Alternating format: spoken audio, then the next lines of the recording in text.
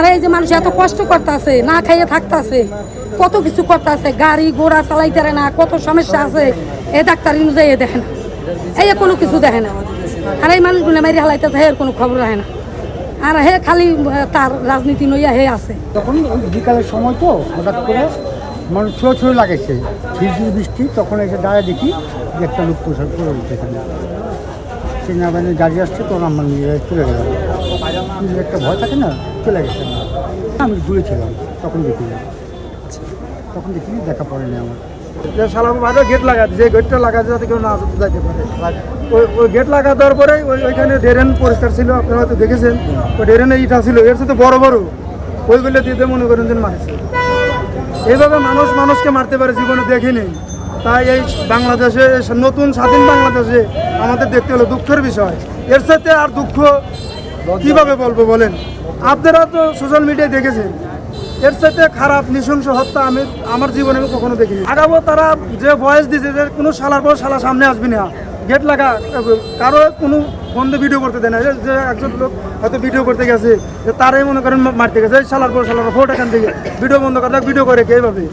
তো তখন তো ছিল ঘটনাটা আতঙ্ক সিস্টেম, যে মারতেছে আর এমনভাবে মারিছে, ওর ফেস একমাত্র যারা চেনে ওই সোহাগরে, তারাই একমাত্র, বাইরে কত লোক কোনো চিনতে পারবে না যে ওইটা সোহাগ কি অন্য কেউ।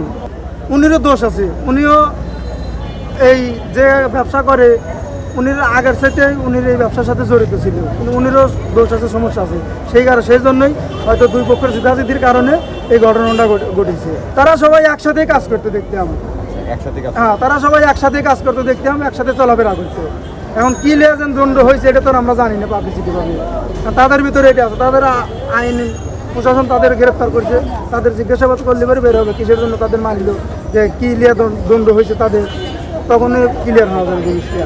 শুরু হয়েছে রজনী বসলেন ছোট মসজিদের পিছন থেকে ওখান থেকে মারতে মারতে লোকটা জান নিয়ে দৌড়াইতে আইসা এই পর্যন্ত আইসা, তারপরে মনে করেন ডেট রাস্তায় আস্তেই মনে করেন মারতেছিল। পরে এখানে এসে ইটার বাড়িটা ওই যে ভিডিওতে যেটা দেখলেন আর কি, তখনই লোকটার মানে ব্যবসায়ী আমদুরি, আমরা আবার দোকানে কাজ করতাম। এরপর তাদেরকে ছোট মসজিদ থেকে পাশের থেকে মানে তাকে জিজ্ঞাসি যে তুমি কি দল করো, সে বলছে আমি কোনো দলই করিনি। এটা কইছে মতন তারা আর মাইনা করতে নাই, তারা কলার বাড়া ধরতে এরপর শিখ দিয়া বাড়ি দিতে হ্যান থেকে একুশ টাকা আছে আনার পর আবার কতক্ষণ মারার পর উঠে নেওয়ার পর ঈদ দিয়া মারা হয়েছে। এরপর হাতে পাও পাড়া দিয়া এরপর হাত মোর্চা এমনি গেলাইছে, কেডি ভরা বাড়ি দিছে, একসাথে ঈদ খালি এমনি মেলা পারছে, আর বুকের উল্পে খালি লাফালাফি হয়েছে। তারপর হ্যান থেকে মারতে তে পাও ধরে, তার যারা মারতেছে তাদেরকে পাও ধরে, তে সারতেছে না, তে আরো বড় আরো মার।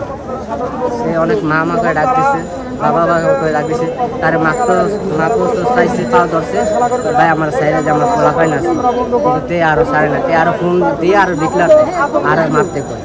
জানি তাকে ফাঁসি হয়, এমন ওরম পাথর দিয়ে এইভাবে একটা মানুষ দিনে দুহারে মারতে পারে, মারে কোনো মানুষ? তাই আমরা তার বিচার, উপযুক্ত বিচার চাই, আইনের আশ্রয় জানি তার বিচার হয়, তার জানি ফাঁসি হয়, আমরা ফাঁসি চাই। আর এই যে মানুষ এত কষ্ট করতেছে, না খাইয়ে থাকতেছে, কত কিছু করতেছে, গাড়ি ঘোড়া চালাইতে না, কত সমস্যা আছে, এ ডাক্তার অনুযায়ী দেখে না, এই কোনো কিছু দেখে না। আর এই মানুষগুলো মারি হালাইতেছে, এর কোনো খবর রাখে না।